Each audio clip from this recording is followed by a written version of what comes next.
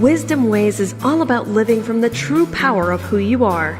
Marianne Williamson once said, "Our deepest fear is not that we are inadequate. Our deepest fear is that we are powerful beyond measure." If that is true, then how can we let go of those fears and become one with our authentic power? Speaking from personal experience, insights, and stories of awareness, Richard Schultz, spiritual healer and guide, invites you to take a courageous journey with him to finally let go of your deepest fears and embrace inner power beyond measure. Get prepared to travel to the inner spaces that will expand your awareness, freedom, and mastery of life. Hi, and thank you so much for tuning in to Wisdom Ways to Living from Your True Power. I'm your host, Richard Schultz, and we're learning how to claim and plug into our authentic power. As human beings, in the process of life, we have lost a great deal of our true power and have mixed up power with force. The ego forces things to happen, and this takes energy. It's exhausting. When we own our true power, it is like flowing downstream. It is a decision that is self-propelling, energizing, and expansive. In these podcasts, we've been setting the groundwork to become more aware of where we hide power and lose energy. We've looked at beliefs, emotions, the mind, forgiveness, and other things. We've discussed how our outer world is shaped by this inner world as a reflection or a mirror. The reflection shows up in our relationships with other people, with our finances, our health, self-esteem, and our relationships with divinity. We've been talking about what power really is and how to plug into the wholeness of our power. As we become whole in our power, we can navigate and shape life to realize our goals and dreams with more ease and grace. As we claim authentic power, we feel happier, more fulfilled, and experience greater freedom, free flow in our lives. Yes, the challenges of life still happen, but we have more capacity to deal with them in effective ways and meet them from our power rather than from our wounds. We've started off these podcasts setting the stage with some key concepts that became the foundation or basis of this work to embrace true power. Now, with this background, we are diving into specific examples and stories of common places where people lose power. The examples are just to stimulate the investigation within yourself. Everyone is unique, and you will have a unique way of hiding from your own shadows and powers. You will have a unique combination of shadows which intermingle to create your reality in either empowering or disempowering ways. To do this work requires openness and honesty with yourself. It also takes some skills and experience to be able to look into these mirrors of your reality to see your own reflection of what could be happening inside. It is also emotional work. Often, it requires something like a coach, counselor, or guide to help you to see what you have been unwilling or unable to see because you are so identified with where you lack power that it is becoming a normal way of being. You got used to being disempowered or losing energy. By the way, when I say you in my words here, I also mean we. I'm on the same path as everyone else.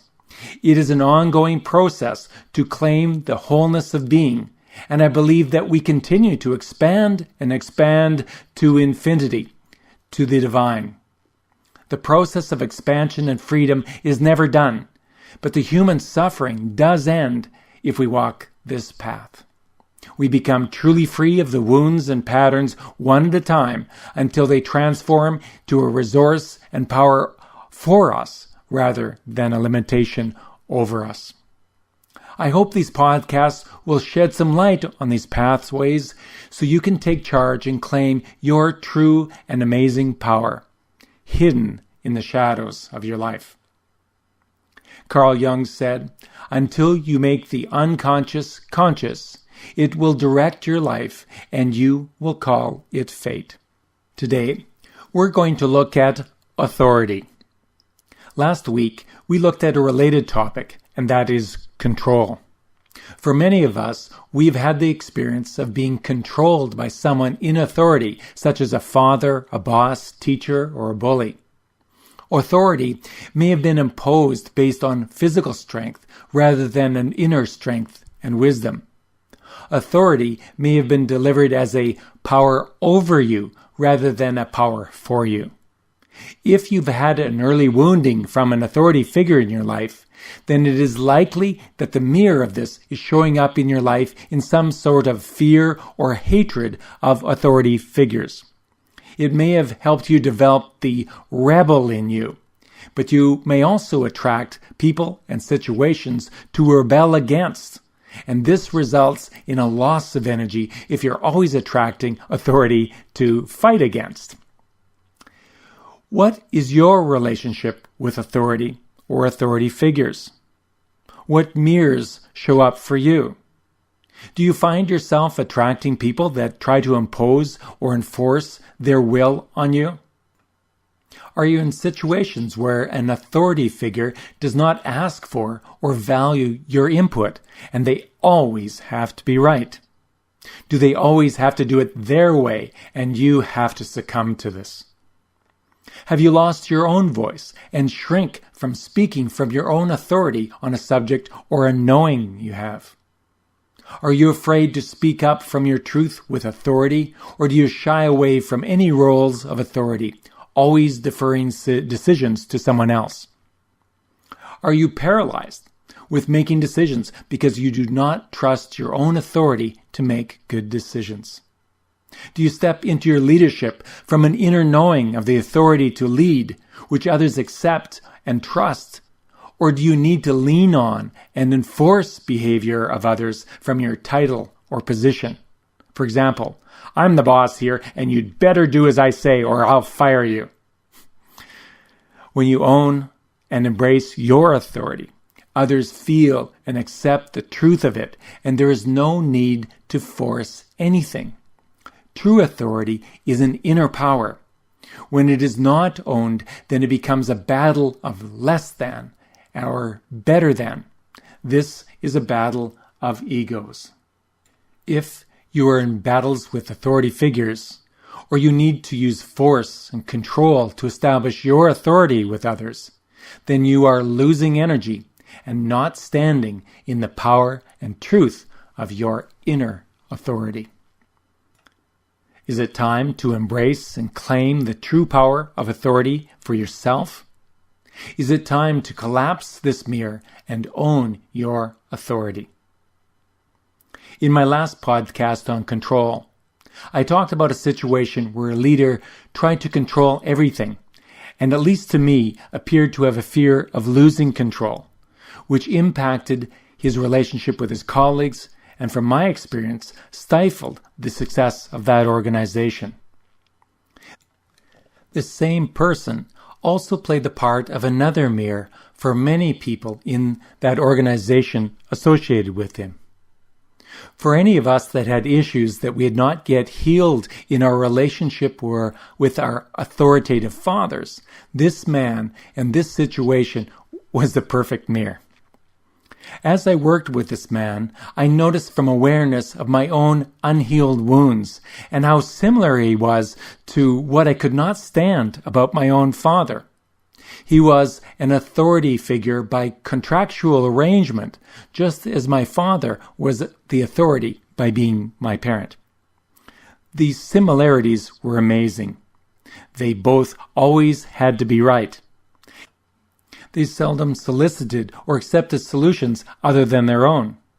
They never really listened to others unless your view supported their own view, and if not, were highly critical. If you challenged their views or rebelled against their authority, there was a consequence, a form of punishment, even when your intention was positive. There was either approval-seeking behavior or a self-imposed silencing of our own voice because we feared disapproval of this authority.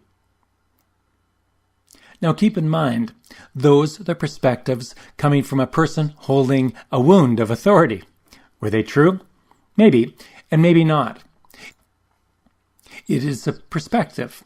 And if there's a shadow operating from within this, then it feels true, and there's a charge and a judgment against the person holding the authority.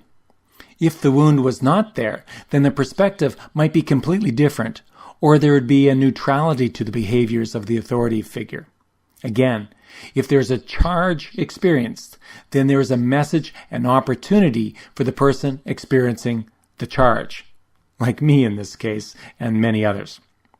The authority figure is merely a brilliant soul showing you a reflection of what is going on inside of you. When we are children, our parents are like gods. Think about it. They tower over us like giants, and we are dependent on them for our very survival and for love. We project onto them perfection, and no matter what they do, it must be right. They are the ultimate authority in our early lives. Later in life, we see the imperfection of our father and mother and may gently take them off the pedestal of godhood and godlike authority over us. However, if we've been wounded by those imperfect authority figures, we may have rejected authority itself. When we reject authority, it becomes a shadow that will never leave us alone, and reality will continue to mirror our wounds here until we embrace the power of true authority for ourselves and heal the child wound. This man in my story was unconsciously showing us our father authority wound. Almost everyone that he attracted into his organization seemed to have this wound in one form or another. One person, when placed in more authority within the organization, even had to claim his authority by title because he did not own the authority within himself or with the boss. Although he had the title, no one energetically accepted his authority. He had to enforce his authority from ego rather than be the authority by owning it.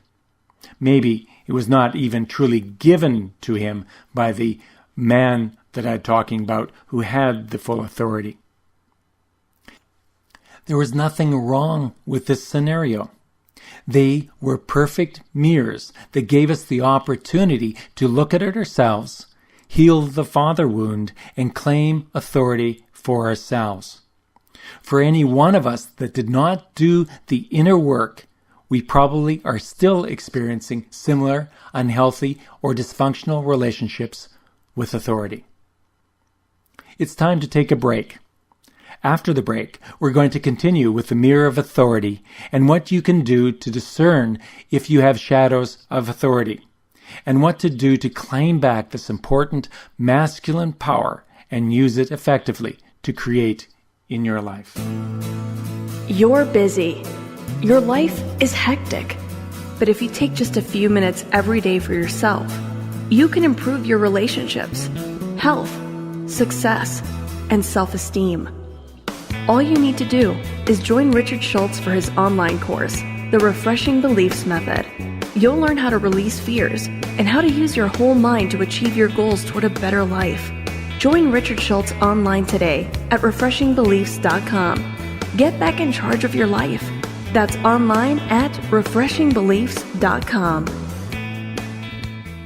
Welcome back to the second half of Wisdom Ways to Living from Your True Power. Before the break, we were talking about the shadow of authority. Authority, when embraced or owned, is a powerful energy and capacity to help us manifest our goals and dreams. If you experience a pattern of difficulty with authority or people in authority, then it is likely a leakage of energy for you rather than a source of inner strength. A few months ago, when I was working with a client, we stumbled onto the shadow of authority that was keeping her stuck. It was a surprise when it emerged, and just like most shadows, when they're first pointed out, they're kind of hard to swallow. The resistance to embracing shadows is huge. Sometimes there's even a violent rejection of the energy. My client was working on her relationship with her parents. Every time she went home to them, she felt disempowered and fell back into old childlike behaviors when she was around them. She was on her way back to be with her parents and was motivated to change this limiting behavior and the energy drain associated with it.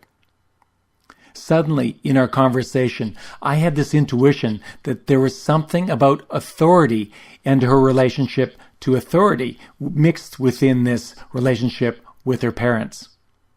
I asked if she could love and embrace authority, and the charge against authority emerged with full force. No way. There was nothing good about authority. I bet she would rather have this word not even in the dictionary. Authority was useless and even evil in its nature. She clearly could not stand the very nature of this energy or her perspective of it. By this reaction and charge, I knew we had found a powerful shadow that was waiting to be embraced, and she was ready for the transformation, even if it felt impossible for her to go anywhere near that energy, let alone embrace it. That's often how you know you have a shadow that wants to come into the light. There is a big emotional charge, and it is a sure sign.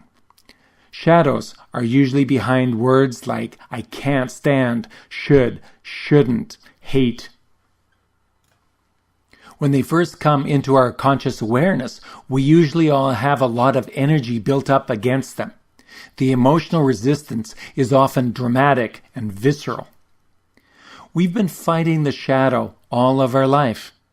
We created the shadow in the first place in order to survive or feel loved. It makes no conscious sense to forgive and embrace that energy. But that is exactly what we need to do. And when we do, our lives change. Not only do we have access to the energy that has been taken to fight or suppress or judge all this time, but these shadows have exactly what we need to get unstuck in many parts of our lives. They have a positive power that can be used by us to create and expand by choice. They also give us more choices because if we can't stand an energy, then it is not available as one of the spectrum of possibilities we might choose in a situation. My client, even though she was totally resistant to the idea of embracing authority at first, decided to do the inner work, even though at first she could see absolutely no benefit in doing it. In the process she went through, she forgave and healed aspects of her parental relationship with authority. She understood how her early decision to reject authority throughout her life had benefits and made her who she was. In rejecting authority, she developed the capacity of the rebel, and this had many positive impacts in her life. She loved her rebel and what it had done for her all this time. However, being the rebel and fighting authority takes energy, and it can be draining. It was also behind some of her difficulties with her family and parental relationships. Being home with them was draining. Authority, like all shadows, when we embrace them, are full of power for us. They expand our capacity for life and give us gifts and resources that we can use. When my client embraced authority and owned it within herself, her experience with her parents changed immediately. She did not feel drained. She did not hide in a room. She was not triggered by the things they said. She maintained the authority of being in her adult self rather than slipping into the wounded child. However, that was not the only benefit. By owning authority, she felt more authority in how she dealt with her own clients. She owned that she was an authority in what she did and who she was, and powerfully stood in this energy of authority. She showed up different in her world, stronger, more powerful. The reflection back to her clients was more business and more trust in the solutions she provided. She owned authority from the inside out. What about you? check inside. Feel this word, authority, and the energy of it. Can you let it in? Are you comfortable with it? Look at the outer mirrors in your life. Do you have challenges with people in authority? Parents? Your boss? Contractual relationships? In your own life roles, do people respect your authority? Do you need to force your authority over them through punishment, bullying, or reminding them of your title, position, and power over them? If you have a charge against authority, or perhaps you have a charge against your rebel, then it is an easy energy to transform. And when you do, it will energize you and give you more power with more conscious choices to create your goals and shape your life. If you want some assistance in bringing your shadows into the light, then I'd be happy to assist you. In the process, you will forgive and heal the inner wound. Understand how rejecting that part has served you and made you who you are. You'll understand that those early experiences had some benefits for you and will contribute to your purpose and passions in life. Creating that shadow helped you to survive and feel loved in your own way. However, like all shadows, they have a time stamp on them. Your soul wants you to be whole. These shadows also hold the very power you need to get unstuck and go to the next phase of your life with more ease and flow. They give you more energy and power to fulfill your purpose and desires. So, if you would like to start the work of identifying and transforming your shadows, or to work with your shadow of authority, then please contact me. If you're stuck somewhere in your life, you'll benefit from finding and embracing the shadow behind it. The result is flow and freedom. If this feels right for you, email me, ring me up, or make an appointment with me. You might even take one of my workshops on shadow and restoring love. You'll find me at www.wisdomways.net. Thank you for tuning in to Wisdom Ways to Living from Your True Power here on the tlrstation.com, powered by Tenacious Living International, where it's all about living outside the box. Have a fantastic day. Are you ready to claim your authentic power? Visit www.wisdomways.net/power to gain instant access to Richard's free video course on being powerful. And if Richard said something today that truly impacted you and you'd like to talk with him further about it, please connect with him directly at 403-247-8042. Thanks for listening to Wisdom Ways. Have a great day. Talk with you next week.